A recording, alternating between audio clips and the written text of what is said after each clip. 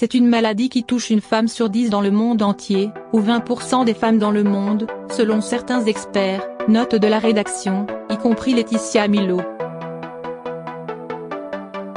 Depuis plus d'1 an, l'ex-actrice de Plus belle la vie assume son combat contre cette pathologie gynécologique, première cause d'infertilité en France, toujours très méconnue du professionnel de la santé.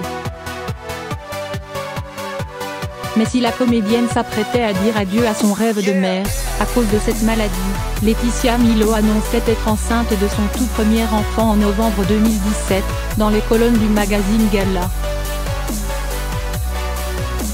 Une petite fille née le 14 mai dernier et que l'actrice a prénommée Niana. Depuis, Laetitia Milo nageait dans le bonheur aux côtés de sa petite famille. Si elle a réalisé son rêve de maternité, Laetitia Milo n'en a malheureusement pas fini avec l'endométriose.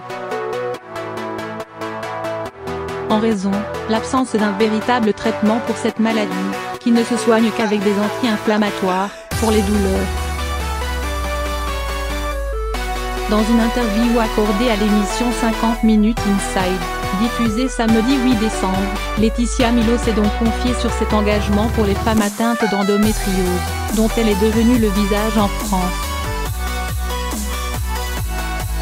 C'est vraiment un engagement où je me suis mise à nu. C'est important pour faire avancer cette maladie, a-t-elle d'abord expliqué. Avant de se laisser envahir par l'émotion. Maintenant que ma fille est là, ça me donne envie de me battre encore plus. Vous imaginez quand on se met à la place de ces femmes qui souffrent en silence, qui ne peuvent plus bouger de chez elles, handicapées par rapport à cette maladie de haine, excusez-moi du terme. Mais ça empêche d'aller travailler, de vivre, de faire du sport. C'est dur pour ces couples, a-t-elle confié. Et en ce qui concerne son combat personnel contre l'endométriose, Laetitia Milo avoue qu'il est parfois difficile.